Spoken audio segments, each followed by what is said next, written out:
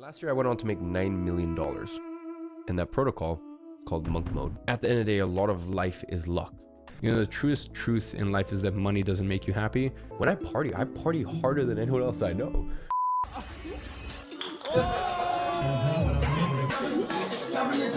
Sometimes it's silence in my head, sometimes it's demons in my head. So I guess long story short is most people are just, dicking around on YouTube and really just using it as a form of procrastination. I'd say, 90% of people that watch self-help YouTube watch it and are just self-help junkies, right? And just don't actually apply it. And what it is if, to them it feels like productive procrastination, right? Now look, balance is a lie that has been sold to you by people who want to feel better about themselves, that they're average. Now, whatever your goals in 2022 are, if you follow monk mode for at least half the year, I guarantee that you will achieve your goals. It's as simple as that. And monk mode really isn't about balance. It is about immersion. It is about guaranteeing success. And when I was actually Everyone has done their video for the $100,000 giveaway. I wanted to do mine about his monk mode. Well, I watched his playlist, 10 videos, about 4 hours of content in there. I'm about to give you guys a summary and tell you the good things about it in this video.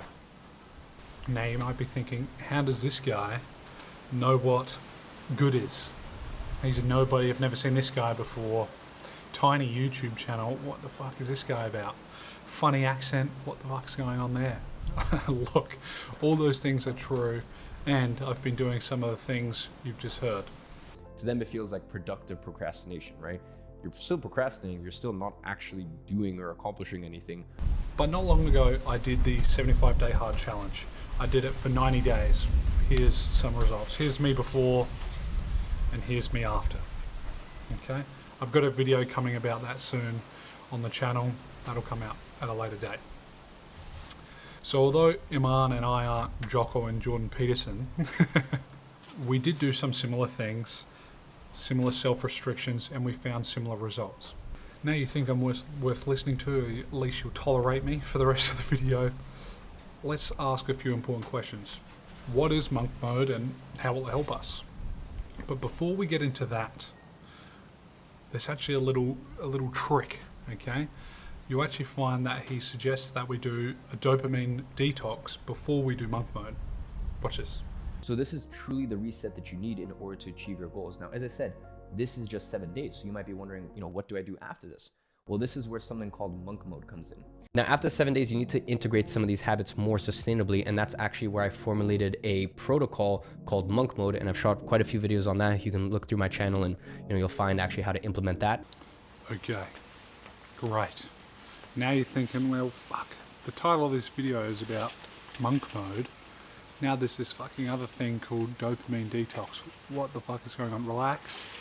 There's no more additions. That's that. Now that you know that, we're good. Now we ask the question, why did he get into dopamine detox, which then leads into monk mode? Have a look at this.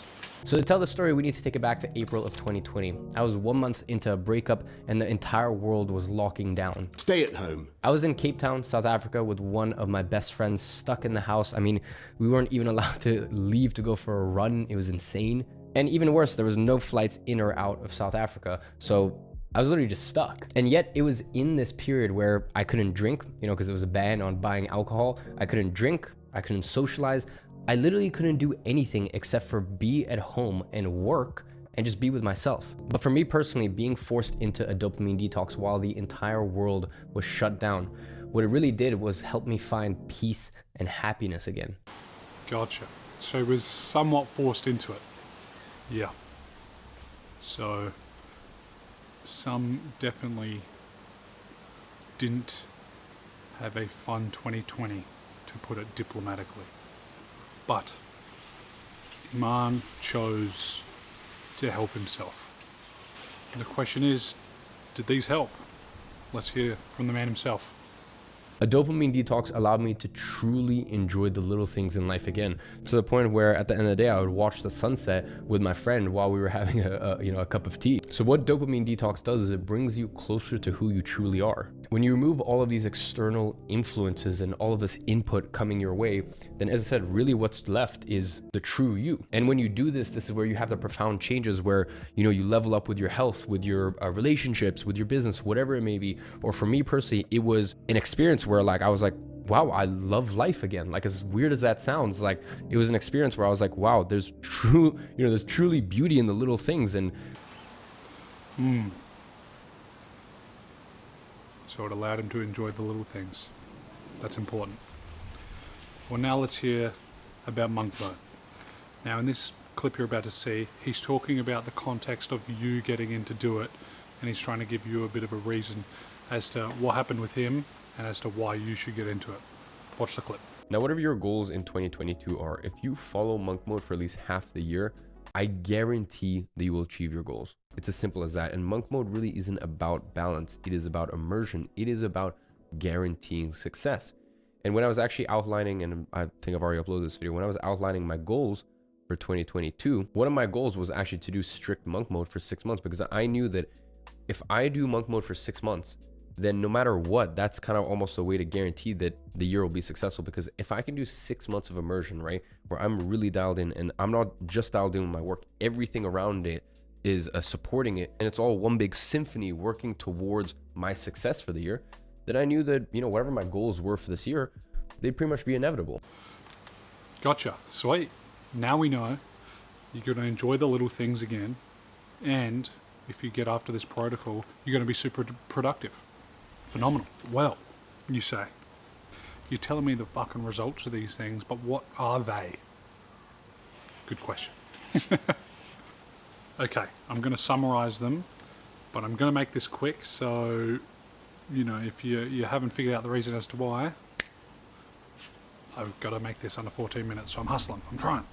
So just a reminder, the videos that I'm showing here will be linked in the description, and the playlist itself will be linked in the description.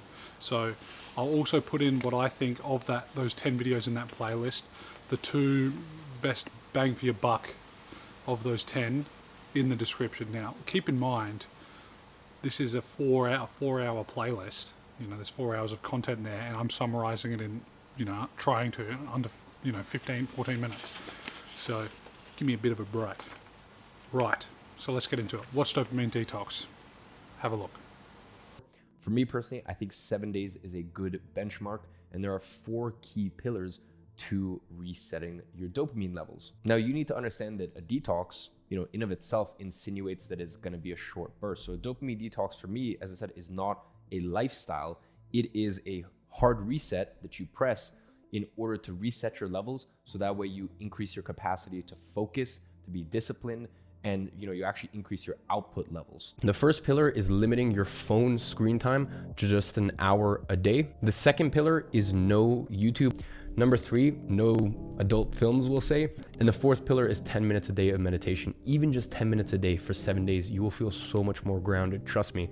There have even been periods in my life in the past where I'm like, I kind of feel like off center, off balance. And then I'm like, well, yeah, I haven't meditated for like 3 weeks. So like, dummy, like, what do you expect?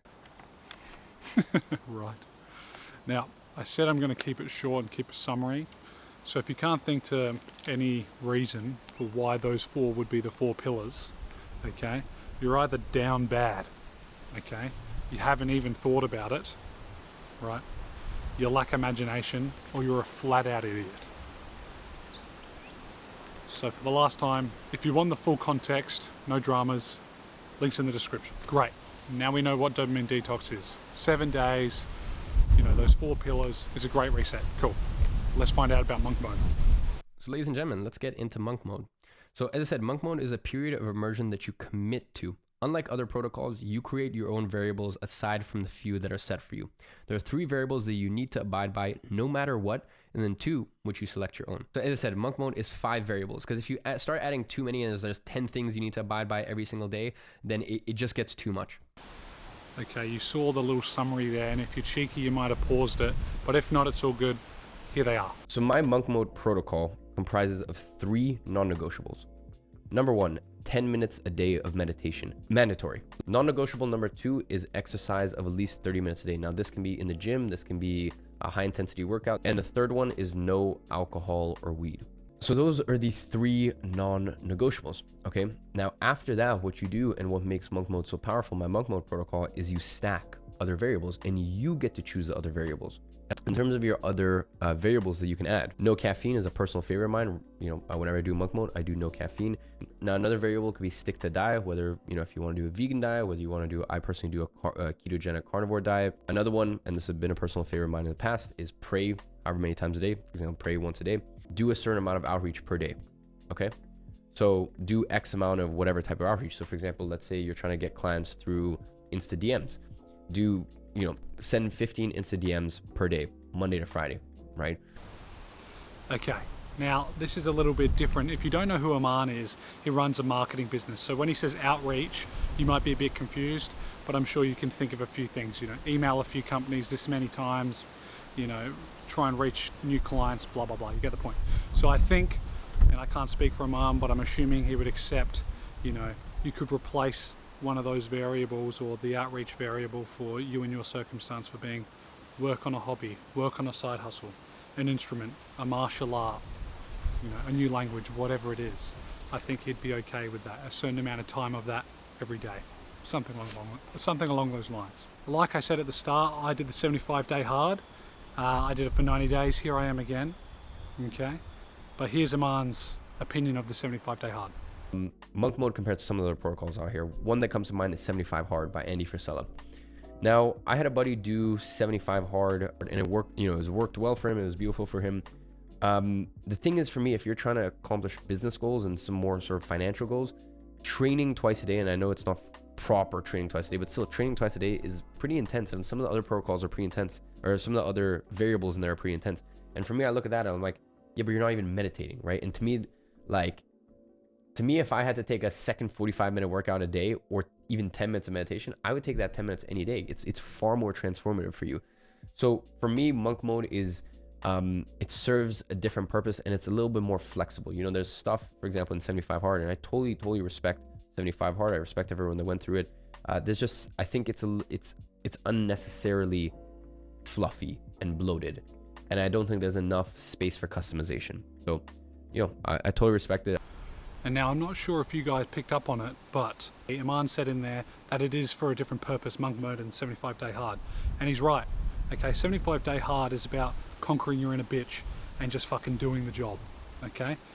Because if you have a look at this, okay, it's kind of hard to squeeze these into one day if you're quite busy, right?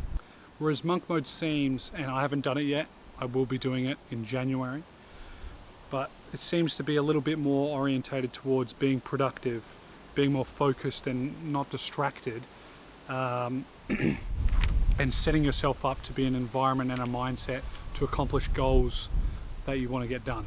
And that's totally fine. It's not like one's better than the other. Okay, so the answer to the title of the video, there's 2 main reasons. One is because of the flexibility of being able to pick some of your other variables. I like that there's non-negotiables and then there's the variables you get to pick. But it's nice because it's extremely minimalistic. You don't have to go over and above. So that's great. And the second reason is because of the dopamine detox. That is a cheeky little addition which will probably set you on the right foot. I think people will have success with just monk mode, but doing the dopamine detox, I think that's going to really set you on a good foundation and really propel you. Thanks for watching, everyone. I was going to get to a bit more, but just ran out of time. No dramas. Think about leaving a like, subscribing. If not, no dramas. Have a good day. Peace.